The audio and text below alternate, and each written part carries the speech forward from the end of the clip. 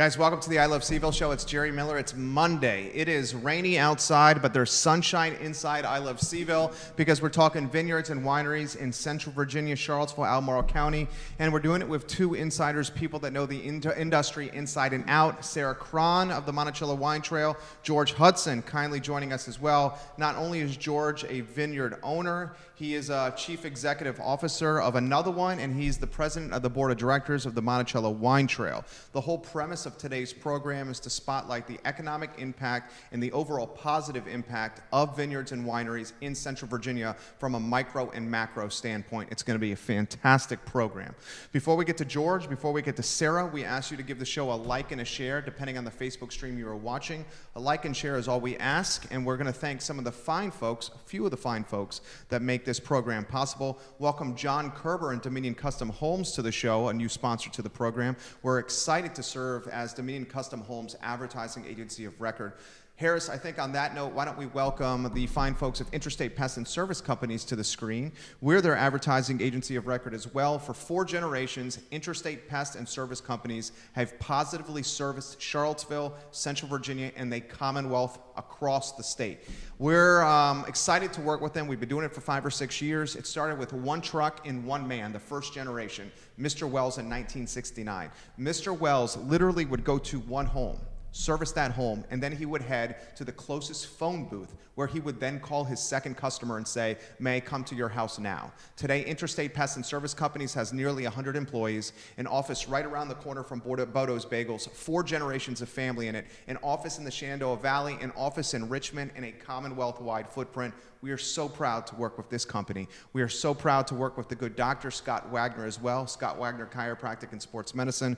We are their ad agency of record. Who's got your back? Dr. Wagner's got your back. Physical therapy, sports medicine, chiropractic care. Dr. Wagner and his team in the old Quinn Farmer Auction House are changing people's lives. Ladies and gentlemen, I have the easy job. All I have to do is sit in front of this microphone and be myself Monday through Friday, 12:30 to 1:30, and a few other shows that we have on the I Love CVille network. The people with the hard jobs are Harris Tolber, our director, Judah Wickhauer, producer, Lauren Linsky, producer, team upstairs. They keep someone who is high energy, who wakes up at 4 a.m. every single day on track, who has maybe 180 ounces of coffee every day. And that is no easy task, I swear to God.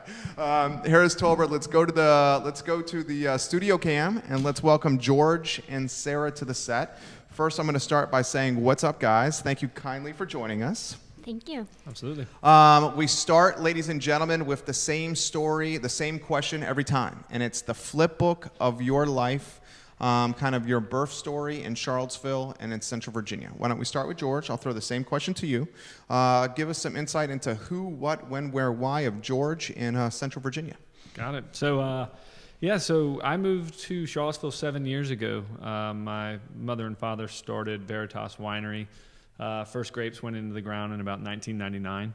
And they've planted every single year since they started. So they've been growing, and in the meantime, I had been working in the surgical device industry for quite a while. So they reached a point where they really wanted to have someone up here and working in the family business, and I reached a point where it was a good time to do it. So my wife and 2 kids and I moved up here to Charlottesville in 2012. So we've been up here ever since, getting to know it better and loving it, watching the change. Even in the last 7 years, it's astounding to see everything that's going on.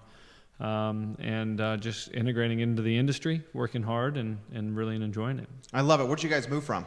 Jacksonville, Florida. Get out of town. Yeah. I grew up in Naples. Love Florida very much. So quite the culture shock or change for you, I would think. Absolutely. From the beach to the mountains, but you can't complain. Entrepreneur in your blood? I believe so. I mean, I think it's always been something that, as I was working for other people, you want to stop working for other people and work for yourself. It kind of increases the commitment you have to it. And, you don't mind working those extra long days, extra long weeks, and all those extra projects when it's for the benefit of yourself and for your family and the ones you love the most. I love it. What do you love? What do you love? What do you dislike? Both sides of the coin of Charlottesville and Central Virginia. I just love the life. I just love all the things that we have the opportunity to do. We have the mountains, we have the vineyards, we have a great culture that we genuinely love. Hey, listen, I'm from Florida. I still don't love winter. It's pretty rough. It's 50 and rainy today, and back in Florida, I'm sure it's 85 and sunny. So I'm going to appreciate it. It's getting better. I appreciate that yes. answer right there. You're hedging a little bit, George. But no doubt, it's cold up here sometimes. Mandy Gray, welcome to the show. One of your friends, Steven, winemaker over at Keswick. Welcome to the program. Love you, Steven. Give the show a like. Give it a share on any channel you're watching. I've known you, and this is going to age me, but I've known you, I'm going to say, for a decade plus. 20-ish Yeah, years. 20 years. Her brother, good friend of this program, good friend of mine, we were fraternity brothers together at the University of Virginia, and she, in a lot of ways, was John's North Star, or guiding light, in a lot of ways. That's a conversation for another time. Sarah, same question for you. The flip book of your life in Charlottesville and Central Virginia. Sure. So I'm actually from Charlottesville. Growing up here was a lot different than what it's become now, and a lot of good ways, too, with the growth of vineyards and breweries. I don't think I could have imagined that there would be so much here in downtown when I was in high school. So I came back to the area after college, started working as a second job at a vineyard part-time, fell in love with the community, the agriculture, the wine, and then I had the opportunity to start working with Wine Trail a couple of years after that, and here I still am. Let's talk about the evolution, because you've been here your whole life. Evolution of the community that you've seen firsthand. I mean, I would imagine you growing up much more intimate, much smaller. Mm-hmm. Now it's like this small town with a big city feel, if you may. Yeah, I would definitely agree with that. Growing up here, Crozet was a very, very small town. I think I went through it twice ever. And now just to see the growth there and to see even the downtown mall come alive with restaurants. And I remember when the ice park opened, and it was a big deal back then. It was one of the first things that they had that I started going to. So it's a big change. Now the Ice Park guys, home to Joffrey Woodruff's new portfolio of companies, soon to open Code, the center of developing entrepreneurs. He is across the street in the Enterprise Center, managing a $1 billion hedge fund, soon moving to the downtown mall where the Ice Park used to be. A lot of folks watching. Welcome Sarah Hill, Buczynski, and Crozet. Ray Cadell, who's often at your vineyards, kind enough to join us. We have folks watching from D.C. into Virginia Beach, Charlotte, North Carolina, Philadelphia, and outside Nashville right now on the broadcast. I'm going to throw it to you. This is a sizzle reel waiting to happen, a highlight reel. Start with my question for me, Harris. Monticello Wine Trail for you, George. Give us the who, what, when, where, why of the Monticello Wine Trail, please. So Monticello Wine Trail is the organization of our member wineries, over 30 wineries in the Monticello AVA. So the Monticello AVA is like Napa or Sonoma. It stands for American Viticultural Area. And so it's just a unique place where you can grow grapes and make wine out of them. So we're about 30 members. We're one of the original AVAs in the United States. We're just trying to continue Thomas Jefferson's dream of a growing and vibrant wine industry in this area. Laura Fonner, welcome to the show, executive chef at Dooner's Restaurant. Thank you for joining us. Monticello Wine Trail, you touched on it a little bit. Maybe highlight the mission, the goals, why maybe 30 members have aggregated to work on one page for one mission. Mm-hmm. Well, so, the mission is quite basic. The mission is to improve the grape growing and winemaking techniques in the Monticello AVA.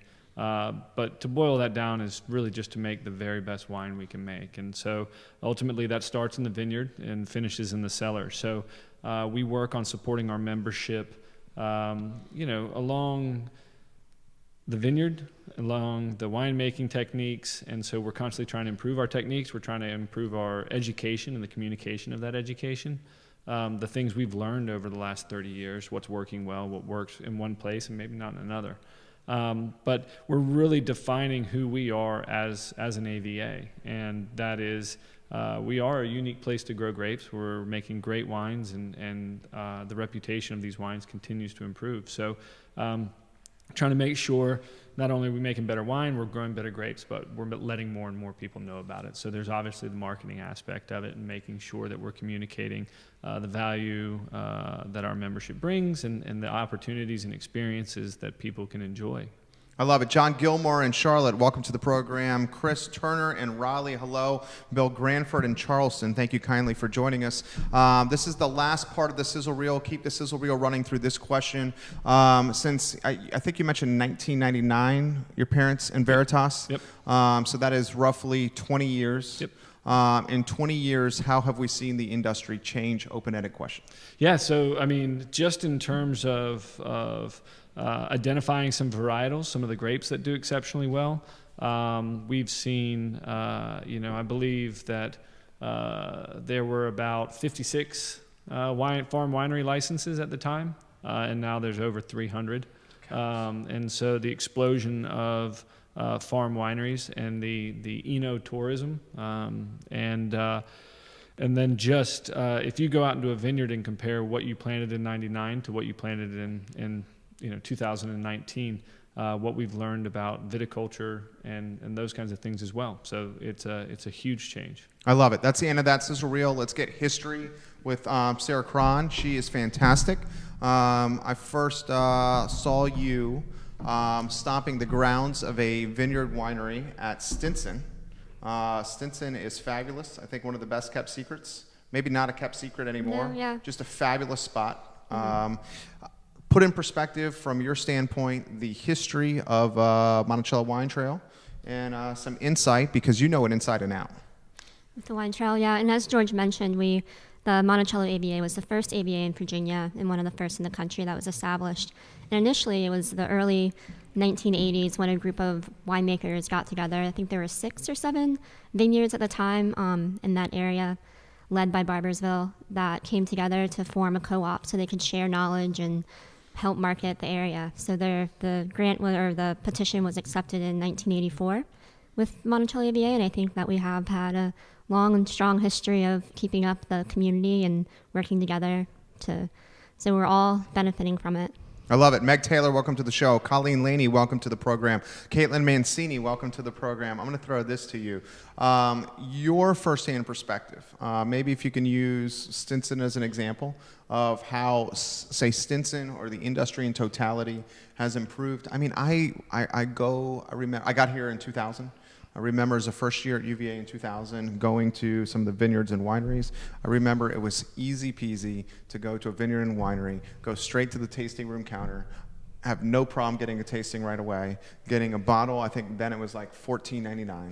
Getting a bottle, sitting outside, having a picnic, and we were maybe like one of like 18 people there on a gorgeous Saturday. Now it's like some of them you're getting beepers, you're making reservations. Mm-hmm. You know, it's just booming. I mean, throw it to you anywhere you want to go with that topic. I mean, I think it speaks to the quality of the experience that you'll have at any vineyard at Stinson, or I think you can go to any of them on the trail and have a great experience and form a bond with it and appreciate the wine, appreciate the experience, and just keeps people coming back. I totally agree. That's a sizzle reel right there. Her 2 answers, Sarah Craun's. A lot of questions coming in. This question is coming in, and this is a good one. I think we should start with this. This is certainly a question for you, George. This is from Grace in Richmond. She says, can you put in perspective the economic impact vineyards and wineries have on the region in totality? Jerry, we come from Richmond all the time. I know this has got to be good for Charlottesville and Central Virginia. No question about it. I mean, there was a recent economic impact on the Virginia wine industry. It's nearly $1 billion industry. And so, something that started, in about that time frame of 2000, that was kind of a bunch of mom and pops just grateful that people were showing up to drink wine.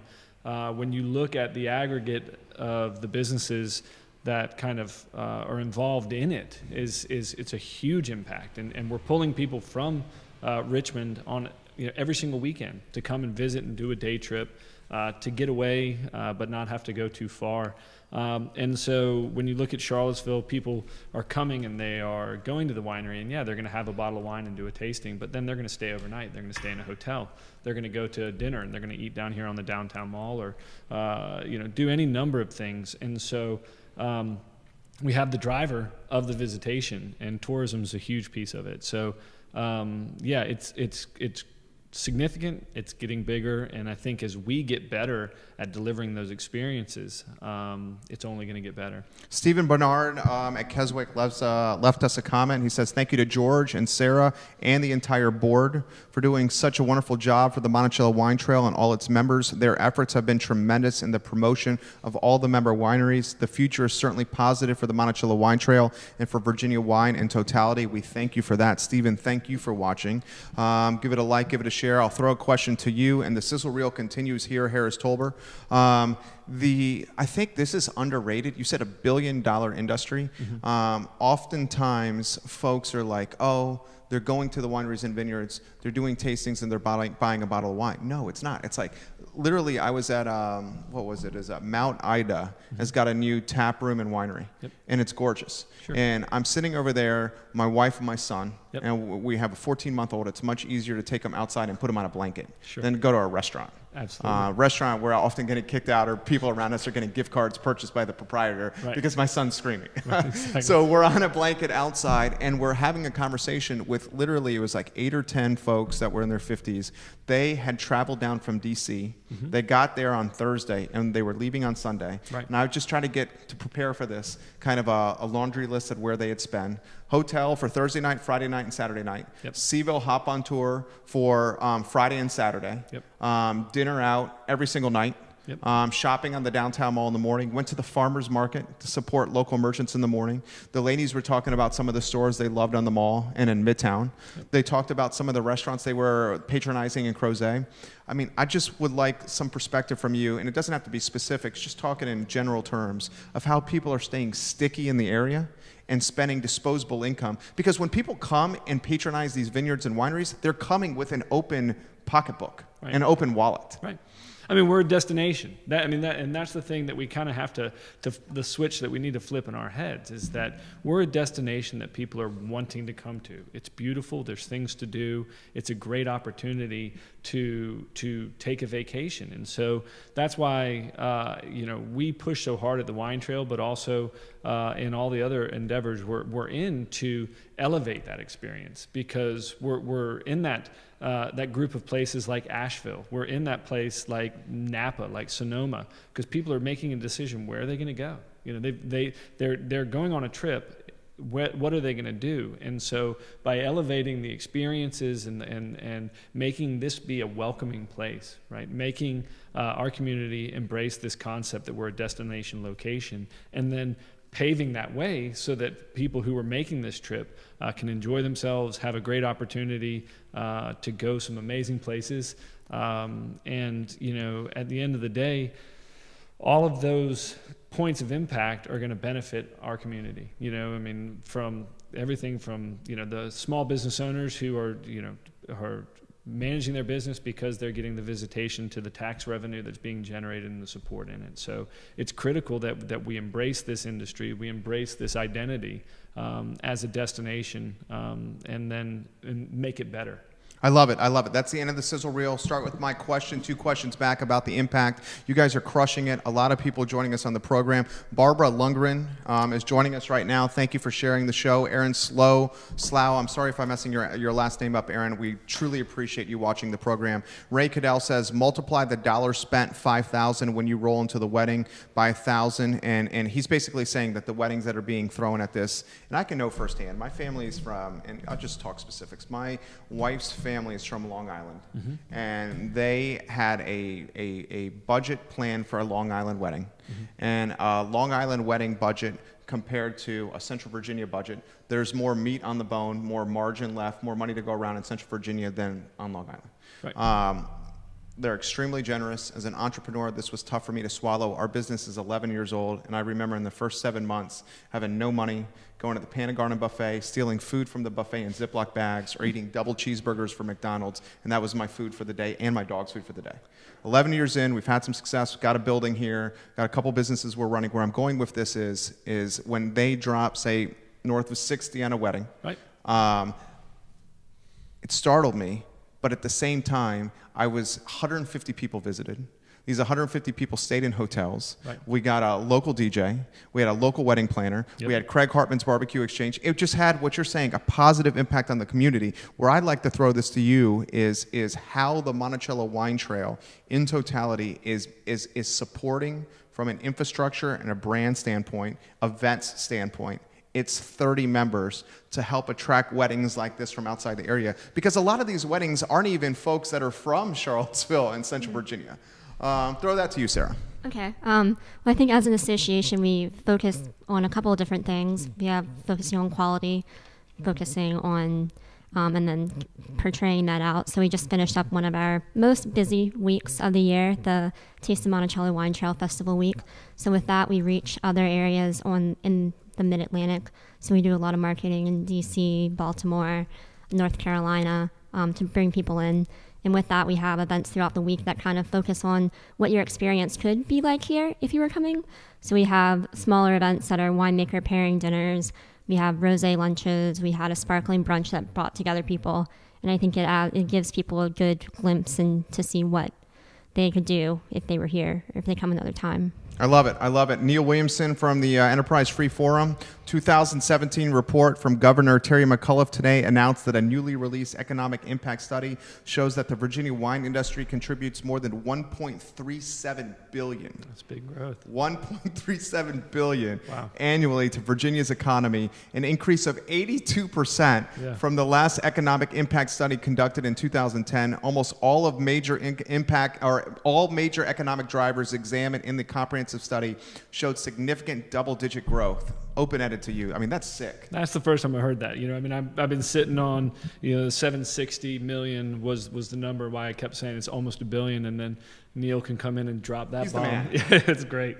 But it is what exactly it is, and that's why we have to look at this and take it seriously. This is real economic impact. This is not just a casual wedding or kind of something that's going on in our backyard. No, this is something that's driving business and that's driving some significant numbers in the state. And that's one of the things that we as an organization also do, is that it started as 6 members who were just trying to make things better, but now, we have an industry that needs to be supported and protected. And so by working together, with Neil's help, a lot of times, we have the opportunity to speak in one voice and make sure that we protect our ability to do these events and protect our ability to do them the right way. Because there's also a lot of people whose careers and businesses depend on our ability to host these events.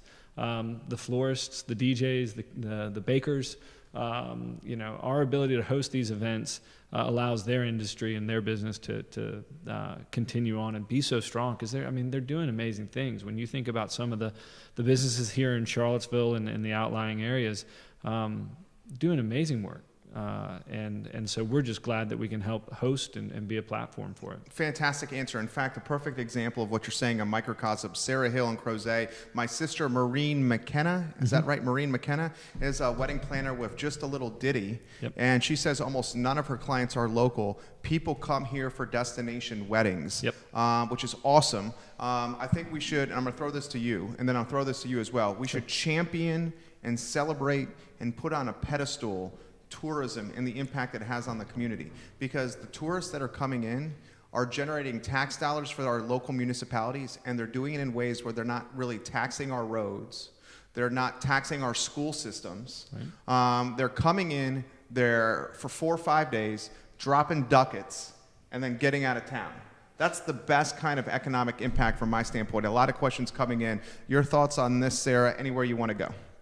I think it's great for our community and our industry to have that ability to bring in people, have them be here, experience what it is, support all the businesses, and then even when they go home, a lot of wine can still purchase wine out of state too, so they can have products shipped to them if they want. A lot of places distribute too outside of the area, so also having that opportunity for them, not just purchasing from people locally, but purchasing from across the country is helpful to us. Chef Michael Berry, welcome to the program. Grace, hello. JW, hello. Let me throw this to you here. And I got to do this. And this came up with the show with Al from Keswick. Mm-hmm. It was myself, Ray Cadell, Jen Ferriello, and Al, the owner and CEO of Keswick Vineyards. Right. And we talked about how potentially local government was limiting the vision and the willingness to integrate sweat equity and be entrepreneurial for vineyards and wineries in the area? Open-ended first, anywhere you want to go with that. Well, I think it is about balance, and I think we understand and appreciate what the local government is trying to do, which is make sure we preserve the identity of this place. If we ruin our entire value proposition, which is beautiful rurality, pastoral views, if we ruin that, then we're throwing away the baby with the bathwater, right? We don't want to end up like Dollywood. We want to continue what we have and maintain that quality. So it's about a partnership. And I think that we have really started working well and partnering with local government to come up with solutions that are going to allow us to do both things.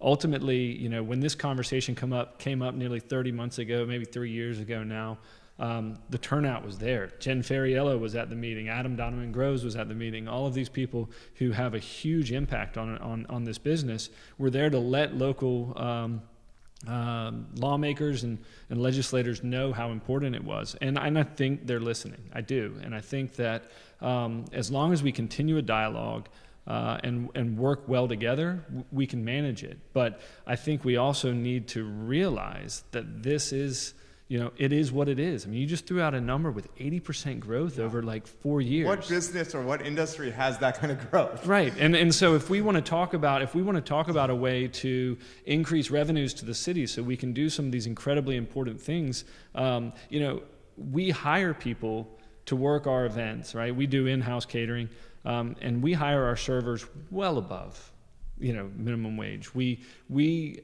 provide jobs for people. If we want to talk about affordable housing, we need to have good jobs. The better job that I can provide by hiring someone on our event staff, people drive out to Afton to come work at Veritas. And so if we can partner and work as a community, we can use this industry to really answer some of these local issues and improve the situation for everybody. Good answer. Earl Grey Jacobs, Louisa County, welcome to the program. Jonathan Galasso in Philadelphia, welcome to the show. Sizzle reel that answer. Start with my question. That's a fantastic sizzle reel. 3, 5, and 10-year goals. Oof. Those are tough. Those are tough to see in the future. Well, and I think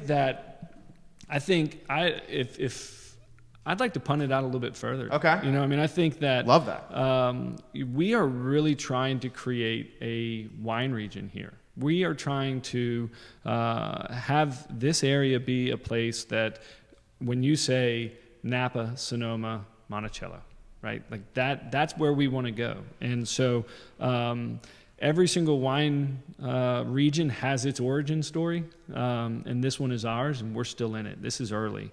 And so 50 years from now, that's where I'd like to be. I'd like us to be in that top 5 wine regions in the United States. But what that's going to take in the next 3 to 5 years is our continued commitment to grape growing and winemaking, our continued commitment to growth of vineyards and increasing the acreage. And it takes a lot of energy, effort, time, and money to put an acre of grapes in the ground. And the fuel for that, the thing that allows us to grow as a winery, is a lot of the ancillary stuff. It is the weddings. It is the tasting room traffic. And so that's why it is an integral part of the business model, right? So we want to continue our strong growth of our wine tourism in the next 5 to 10 years so that we can continue to plant more grapes so that we can become the wine region that we want to become. That right there, in fact, Harris, is the end of the sizzle reel. So just make that the end of that one. That answer was fantastic. Economic impact on the community right there. Thank you for that. Daniel Kaufman, Public Fish and Oyster, welcome to the show. Tyler Berry, Catch the Chef, welcome to the program. Give it a like, give it a share. What do you like about working at the Monticello Wine Trail? I would say the community is really unique. Everyone's really honestly trying to help each other and learn from each other and advance the region, as George said, so it can be a well-known wine region in the next decade or two.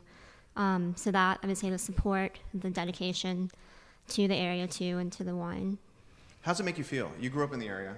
You remember when the downtown mall was a ghost town? Yeah. When the ice park wasn't there.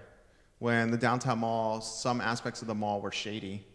when it was like, you're going downtown. I remember in 2000 I was going downtown as a first year, and I went into Miller's to watch Agents of Good Roots play an acoustic set. Walked in, probably wearing what I'm wearing right now, rainbow sandals, unbuttoned, button-down shirt, tucked out, typical preppy look. And I walked into Miller's, and they screamed at me, UVA students are not welcome here. And now you look everywhere, and UVA students are not only outside the bubble, but they're on the mall, they're at the vineyards, they're at the wineries, they're patronizing all of Central Virginia. Just talk about this and how it makes you feel to see this industry boom. I mean, I think it's really exciting to see that kind of growth.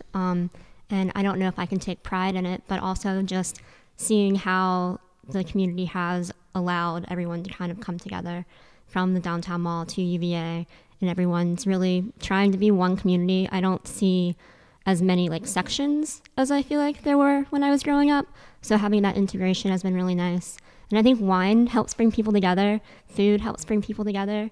So it's not a lot of bad things I can say about the wine industry and what it's done here. Love that answer.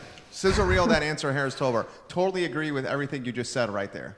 It's not as compartmentalized, or it's not like micro communities. It seems to be the micro communities from 20 years ago are now this one big macro community. Brianne Tomko, welcome to the show. Thank you for joining us. Andre Xavier, who you met at the Paramount for the CACVB launch party at CVille Hop on Tours. Welcome, Andre. I got to ask you about this. You are an executive at Veritas. Yep. You own another one. Yep. You're on the board of directors, helping dictate the pace and tempo of the brand in totality. Mm-hmm. August 11th, August 12th. Yeah. How did it impact the region from your standpoint? It was an absolute inflection point. It was a point in which the conversation changed forever. And so we have been dealing with it since and trying to figure out how to best deal with it. It's one of the reasons I'm so excited about the work that the CACVB is doing, this new campaign, to finally get some of that good message out there, right? And so we have a responsibility to make sure that we talk about that time and in a very responsible way and address it head on. But I think it's also an opportunity for us to embrace the conversation in a way that allows us to push forward what we're doing here. Because, I mean, as Sarah just mentioned, we're trying to break down those walls. And let me tell you something. Come to a busy tasting room on a Saturday, right? There's no, you've got everybody from everywhere. You've got DC, every demographic. Every demographic. Yeah. And we need them and we love them all. Yeah. And so, obviously, with the wineries and the food, everyone's welcome, and it's a unifying thing. It always has been. Food and wine, breaking bread, has been something that is a cornerstone of human interaction. And so we want that to be the conversation, because I think we can do that. And I think getting people sat down together, everyone's going to get along. It's going to be a good thing. Love that answer so much. I can think of three off the top of my head, three categories, if you may, or three niches, if you may, that have drawn white, black, Latin, Asian, all demographics, all levels of income together, smiling and having fun. Wine and vineyards, right. Breweries, and UVA men's basketball. Absolutely. Okay, I was at Peloton Station for the Final Four, right. and I was watching the Final Four, and I looked around, and it was like, it doesn't matter what your income was, what your background was, everybody was cheering for Tony Bennett and his team. Absolutely. Same thing with the vineyards and wineries. Yep. You said an inflection point, August 11th and 12th, is what you said. What did you mean by that? Well, I mean, I just think it's one of those times that it's going to be a reference. Every time we talk about the history of Charlottesville, it's going to be a reference point. And honestly, I don't think it's going to stop. I mean, I think that... Joe Biden used it for his campaign announcement. That's exactly what I was about to say. I was pissed off with that. Well, my hope and my prayer on this is that... It doesn't continue for 18 months? Is that what you're... 100%. Yeah. Because, that wasn't us. We were just the stage that they were on. And so I hope that it doesn't become kind of a rallying cry as a location, because it wasn't our community. It wasn't who we are and what we do. And so, genuinely, I hope that we spend time telling people what we do, which is we love people. We want everyone to join us, and we're unified behind good things. Let me throw this to you. James Tickle has given you props. He says, Sarah, you rock. giving you props on the show. Your feed is blowing up right now. I'll get to that in a matter of moments. The CACVB, the new brand that is Charlottesville, there is more to see, I think, is the gist of the campaign. Yep. Your thoughts of the campaign and the new brand in totality? I think it's great. I mean, I think there's been a lot of hard work and a lot of energy put into this. I think it's a new direction that is needed, a new energy. And so I'm excited, you know, I mean, I'm also on the board of the CACVB. Really? Yeah. Did not know that. Yeah. And so. Do you have any free time? No, absolutely not. But, you know, ultimately, I think that we're getting there. We've been radio silent for a long time. So long. And so it's absolutely true. You know, when you look at what you can come to Charlottesville and do, and Charlottesville is the hub, right? Charlottesville is the hub in which you get on a spoke and you go do something awesome. And so the More to See campaign is about the hiking that you're going to do, is the concerts that you're going to go to, the food that you're going to eat, the winery you're going to visit, the brewery you're going to go to, and ultimately Charlottesville and Albemarle County and Madison and Greene and Nelson, everything, right? Everyone is, on that wheel, with Charlottesville kind of being the hub of it. And let's get talking about it. Let's get telling, regionally and nationally what we're doing and why they want to come here. You're opening up my mind to a lot here. I'm going to throw this question to you here shortly, the campaign and what your thoughts are on it, because you saw it launch at the Paramount with me on Thursday. You know what I was shocked, and Adam Healy's been in this chair a couple times, interim director of the CACVB. Yep. I'm utterly shocked with the lack of financing the organization has to build the brand in comparison to municipalities like Asheville, who have, and you can offer more insight than I do. I'm speaking in general terms. You're the pro. I'm the layman. Asheville has exponentially more than Charlottesville to build its brand. And I freaking love going to Asheville. Sure. Asheville's so fun. Yeah. And one of the reasons I love going to Asheville is I'm touched by the brand in so many different places. Right. Charlottesville needs that and could be a better version of Asheville. Throwing it to you, your thoughts. Yeah, it could be. It could be. It is. They just don't know it yet. And so we know it. Yeah. People outside the area don't. Yeah. And I mean, I think Adam, if you want to ask Adam what his drum is, his soapbox, that's his soapbox, the funding to tourism. And he's got some very valid points. So I think that, in the point of transition that we're in, I think that he's done a great job in working in an interim basis, and we're looking to find a permanent replacement for that position. And I do think that will be a refrain that the next person will pick up. There's plenty of statistics out there about the return on tourism dollars and what you spend and what is returned. The model has also been proved out with the excise tax in the Virginia wine industry, where the taxes we pay go back into marketing of the Virginia wine industry, and the return is there. So I think the biggest decision is whether or not we want to, as a community, embrace it and embrace the tourism. But why wouldn't we?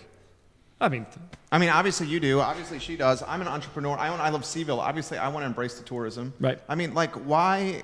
I just cannot see the counter argument of why we wouldn't want to embrace revenue that comes from tourism for some of the very basic points I've made, not taxing the roads, not taxing the school system, money coming in that people are itching to drop instead of being tight on. I would much rather see taxes come from tourism than taxes come necessarily from real estate, right, or taxes that come from the meals tax. Right.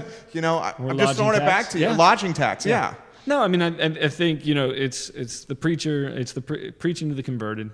This is kind of what we do, and obviously we have that. And I think, there's a lot of moving dynamics. And what's the counter argument?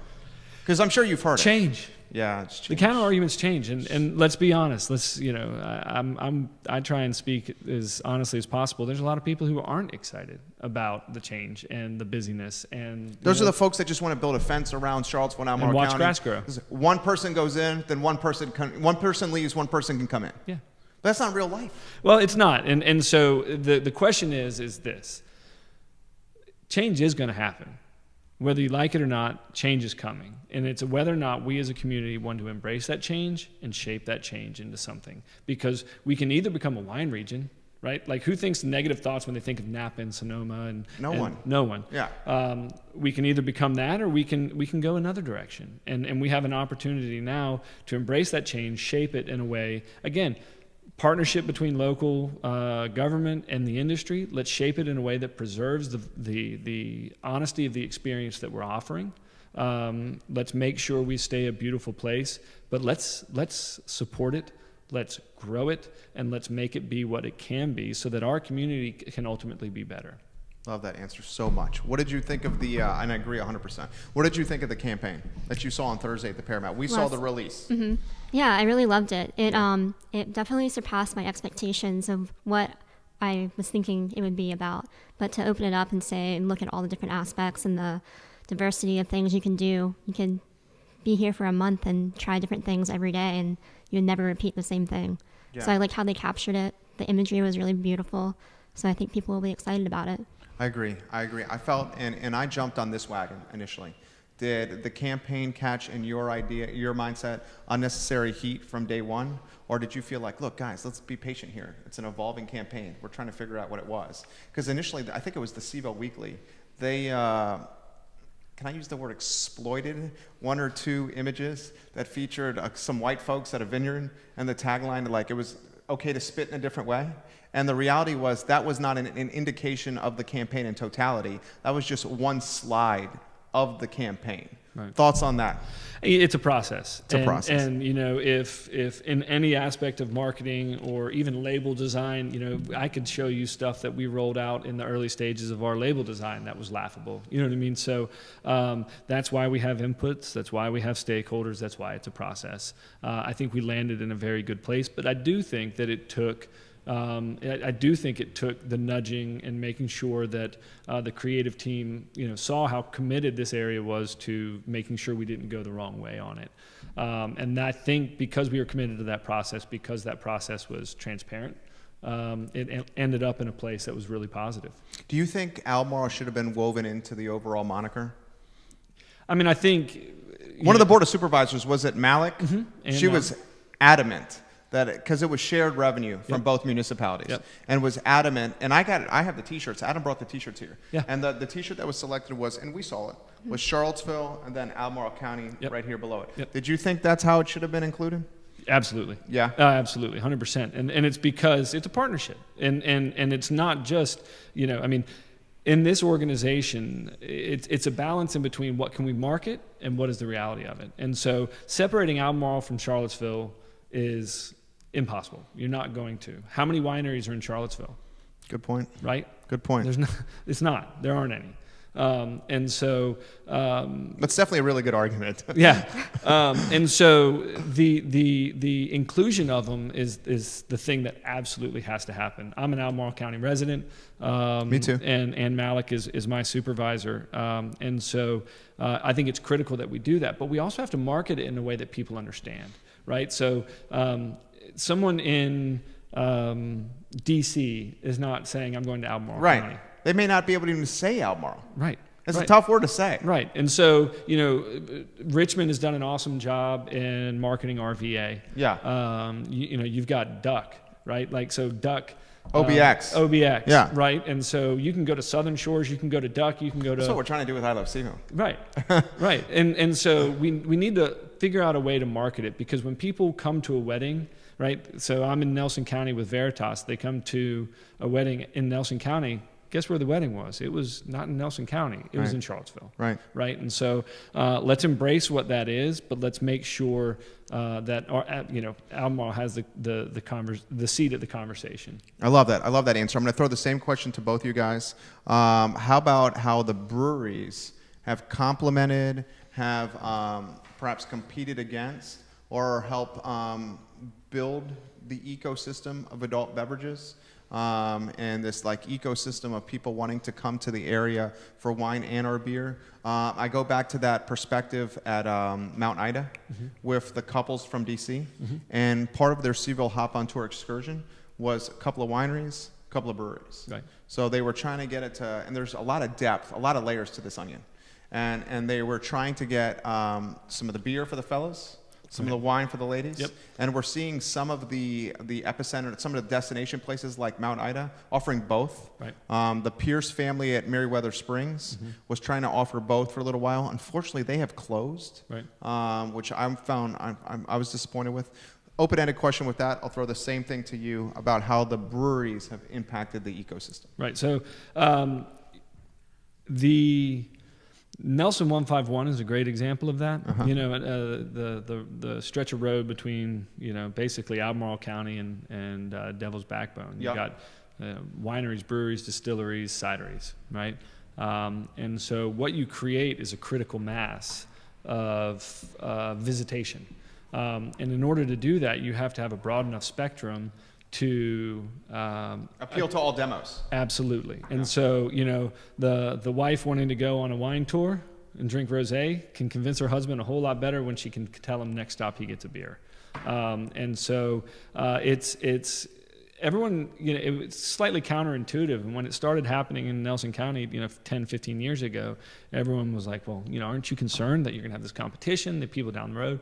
And the exact opposite is true. You know, rising tides float all boats. And so we love our partnership. You know, some people call it co-opetition. You know, it's a partnership that requires a critical mass for visitation to become a real thing. And so, you know, we are separate. We are distinct. You know, we hold on to the agricultural nature of what we're doing and the amount of vineyard and acreage that takes as a unique part of what we do. But ultimately, it's something that has benefited us in a major way. I totally agree with that. Let's thank some people. I'm going to throw it to you for joining us. Barbara Taylor, Sarah Ponton, thank you kindly for joining us. Give some props to the folks that are watching for you. You're a popular gal. Carrie Woolard, Chris Scott, Danielle Tesoro, Linda Irvin, giving you some props. Andre giving you some props. James giving you some props right now. Laura Jackson, welcome to the program. Zach Warner Blunt, welcome to the program. How you have seen, because you have unique perspective. You're an insider, you know, marketing inside and out. You worked at Stinson. You're working for the Associated Monticello Wine Trail. You're the demographic that patronizes and spends money at breweries and wineries. You love wine. You can drink a bottle of wine like no other. You can hold your own. I know you can. Breweries, wineries, and how they work in conjunction. Open-ended question. Yeah, I would just echo what George said. I think it's great to have another part of the community that adds another layer of diversity, another product. It's unique when you can go different places and have different experiences and different products. And the same with wine. Like everywhere you go has their own brand, their own product, what they care about the most, and what they take a lot of pride in doing. So I think having the diversity of going from a winery to a brewery to a winery it's really unique, and it's a great thing about being here. What are some of your favorite brands and why? In general? Yeah, and wine and beer. You're more of a wine gal. I am more of a wine girl. Yeah, how about wine brands and why? I would say personally, I really like sparkling wines, so I gravitate towards those more, and that kind of branding. But I think I can really appreciate anyone who has their own brand and can tell their own story. So I like smaller family vineyards that can tell the story about how they got started. And at the same time, I also really love the bigger wineries that are connected to other wineries around the world that can tell their story too. You know how to play the game. That was a safe, really good answer right there. Just right up the middle. Yeah, right. That was well done, Sarah. I was so impressed with that. All right, we're 52 minutes in. A couple more questions. I'm truly grateful for your most precious commodity, which is your time. Do we see the future at kind of like the micro level hedging toward a wine and beer offering like Mount Ida, or do we see it? You know, Al's going to do that at Keswick with a partnership with Three Notch, or do we see it staying wine and beer separate? I think that, we're small businesses with proprietors, and I think they can do what they feel is going to be best for their business. So I would never want to tell somebody else what to do. I think with the businesses I'm affiliated with, I think we'll probably try and stay true to wine, and just focus on that aspect of what we're focused on, because that's where our passion is. And I think ultimately, if you work at your passion, my mom always says, you do what you love, you'll never work a day in your life. You make your passion your profession, you'll never work a day in your life. Right. I feel the same way. So I think that's the direction we'll head. I think that there's a lot there, but I think that commitment to creating a quality product and making sure the rest of the region, the nation know what we're doing here, I think that's a key to making sure that our industry stays vibrant. What's your favorite part of your day-to-day? I mean, you're a CEO, you're a co-owner of Flying Fox, CEO at Veritas. Sounds like you're on a ton of boards here. I mean, what's your favorite part of the day-to-day? I'm kind of like you. I get up super early.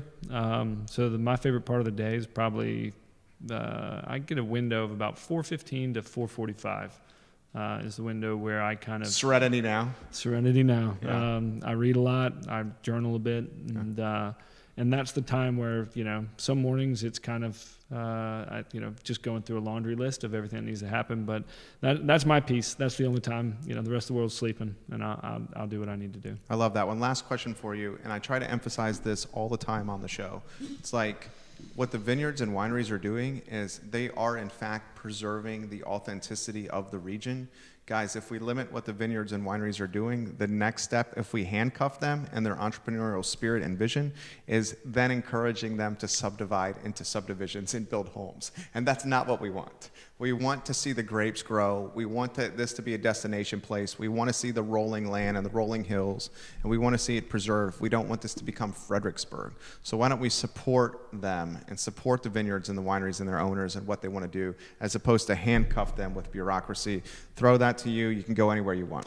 I'll just say the fuel for our planting and growing our wine region, the reason we have been able to plant grapes at Veritas is because we have been able to do all that other stuff. We have been able to do events. We have been able to have our Starry Night series, which is going to be awesome this summer. That's why we're able to grow. That's why, as you drive through Nelson County now and look where our business is, you're not seeing subdivisions. You're seeing acreage. You're seeing grapes, and it takes a significant amount of land in order to grow a vineyard. And so, I agree with you 100%. And like I said, this is our origin story. This is happening right now. And it has been created up to this point by the creativity, bravery, courage of entrepreneurs. When my parents started Veritas Winery in 1999, people thought you were crazy, right? Absolutely. Yeah. They had no idea. Wine in Virginia? People are going to come to you? Yeah. Right? Like, no. It would, and so those people who started, David and Ellen King starting at the same time as my parents did, it's more brave than I could ever hope to be in my life. But look what it's created. That legacy that's been created is going to speak on for ages. And I think that, like I said, we as a community have to realize that this is a good thing and that we want to embrace it. And that if we allow it to grow the right way, we can be a better community for it. Love that answer. You feel pressure as a steward? You're carrying the torch. With some other folks. Yeah. So, I just mentioned David, and, he always called it the coalition of the willing. Awesome. We are a group of people who are doing it because we believe in it, right? Like, I'm on, 3 to 5 boards right now. I'm not even sure. And they all pay exactly the same. $0. Actually, less than $0 because they're taking your time. Absolutely. You're paying them. Right. And it's because I believe in it. I believe in what the CACVB is doing. I believe in what the Monticello Wine Trail is doing. I believe in what we're trying to accomplish. And so to David's point, David King, is that if the work has to get done, who's going to do it? And in my opinion, I want to make sure that those people who care about it and who love it are the ones who are shaping it. And that's what we're going to work on. I love it. That's a show here. Stephanie Wright, great job, both you guys. Carrie, Hannon Woolard, thanks to Sarah and George for all you do representing the wineries in our region. This is from Steve, George, and Sarah and the Monticello Wine Trail. We would not be here without you guys. Thank you so much for your hard work. And there are more messages that we do not have time to get to. The show is going to be archived in totality on ilovecville.com. I thought the show was fire. It was just absolutely fantastic. George and Sarah did a fantastic job, guys. I want to thank George and Sarah for joining us. Thank you for setting this up. Yeah, thank you for having us. Truly grateful. We close the program the same way every time, guys, and it's about embodying the golden rule. If you treat others how you want to be treated yourself, you will make Charlottesville, Central Virginia, and the world a better place. I'm not going to make it about religion. All I'm making it about is treating others how you want to be treated yourself. Think about it. Open the door for somebody. Let someone go ahead of you at a red light. Yes, sir. No, sir. Pick up some trash on the ground. Just be nice. Be a nice person. That's all you got to do. For Harris Tolber, Judah Wickower, Lauren Litsky, Jerry Miller, it's the I Love CVille Show, Monday through Friday, 12:30 to 1:30 on the I Love CVille Network. Tomorrow, we tell the story of 2 Miami restaurateurs, Cuban restaurateurs who came from Miami, Florida to Charlottesville, Virginia to open a Cuban eatery in the Woodbrook Shopping Center. This story is going to amaze you. It's tomorrow at 12:30 on the I Love CVille Show. Good work, guys. Appreciate you. Yeah, man. So Enjoyed good. it. Yeah. Thank you. Thank you. One more thing is we're just going to get your photo. All right. Harris will take that, and then we're done.